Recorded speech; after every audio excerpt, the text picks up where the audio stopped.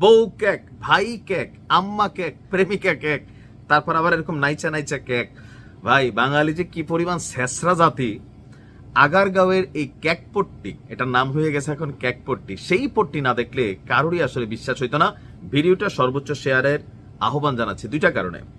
প্রথমত, একজন ব্যবসায়ী ব্যবসা করবেন, একজন উদ্যোক্তা তিনি ব্যবসা করবেন, আমাদের কোনো হেডেক নেই। কিন্তু বাঙালি জাতি যে কোনো জিনিসটা ধরলে চিপা কপচাইয়া এটার তেল বের করা ছাড়া এর আগে থামে না।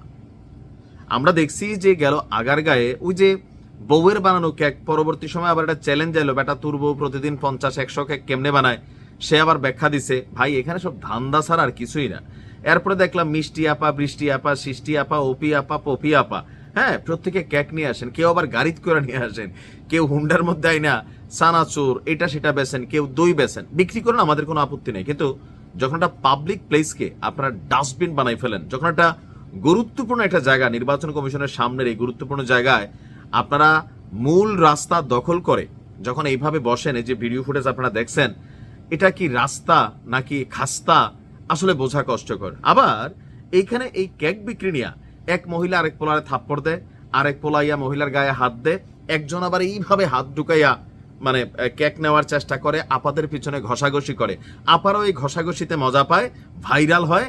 আর ইউটিউবাররা যারা আছে, কন্টেন্ট ক্রিয়েটাররা, দিন রাত কোনো কন্টেন্ট তৈরি করতে পারে না, ওইখানে গিয়া কোন কেক আপা টিকটক করছে, কোন আপাকে এরকম লাড়া দিছে, আপনি দেখবেন এই 50 থেকে 100টা মাইকই থাকে। আরেকদিকে আবার আরেকটা দেখলাম যে ভাইরাল মিজান, সম্ভবত দাউদকান্দির সাধারণ একজন লোক, ভাই মাংস টাংস বেছে গরিবরে ভাত খাওয়ায়, হেরে মনে করলেন একদম গাছে তুলে ফেলছে। মিজানেরও আজকাল কথাবার্তা আপনি দেখবেন অধ্যত্বপূর্ণ বেয়াদবি টাইপের কথাবার্তা মিজানও বলে। মানে এই দেশটাতে হয় কি, এই যে সাধারণ মানুষগুলা যারা একটু ব্যবসা বাণিজ্য করে খাচ্ছে, ওই যে ভাইরাল কাঁচা বাদাম দাদার যে পরিণতি হয়েছে, এই পরিণতি হয়ে যায়। বা রানু মন্ডল ওই যে ফকিন্নি থেকে হঠাৎ করে একদম গাছ উঠে গেছিল, এখন আবার হাওড়ার সেই রেল স্টেশনে ভিক্ষাই করে। আমাদের বাংলাদেশের এই ট্রেন্ডটা খুবই খারাপ, মানে কাউরে ব্যবসা কেউ শান্তিতে করতে দিতে চায় না। আবার এটাকে কেন্দ্র করে আপনি দেখেন আজকে পুলিশ গিয়ে সেখানে সুন্দরভাবে বুঝে আসছে। পুলিশের সাথে বাকবিতণ্ডা কেন? পুলিশের কাজ হচ্ছে রাস্তাঘাট, আইন শৃঙ্খলা পরিস্থিতি ব্যালেন্স রাখা। আপনারা ফুটপাত দখল করে, আপনারা মূল রাস্তা দখল করে যে কেক বিক্রি করতেছেন, এটা কি সঠিক হচ্ছে? এখন আরেকটা জিনিস করা যায়, দেখেন আমি উদ্যোক্তাদের বিপরীতে না, আমাদের বোনেরা যদি 2-4টা কেক বেচা আর জাতি যদি কেক খাইয়া 10টা টাকা দেয় সমস্যা নাই।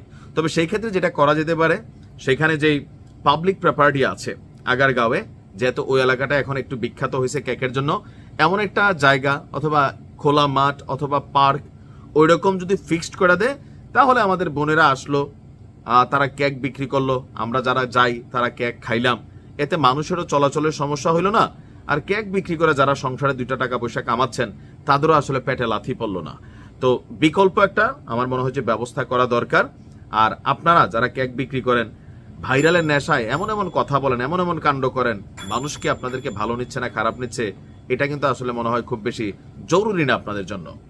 আর আজকাল হয় কি, যে কোনো একটা জিনিস ভাইরাল হইলে পুরো জাতি লাফাইয়া পড়ে ওই জিনিসের উপর, কি বানায় জরুরি না, সেখানে গিয়ে প্রকাশ্যে মারামারি, গালাগালি, ঢলাঢলি এগুলাই করে। এগুলোর কোনো পরিবর্তন নেই জাতি হিসেবে আমাদের।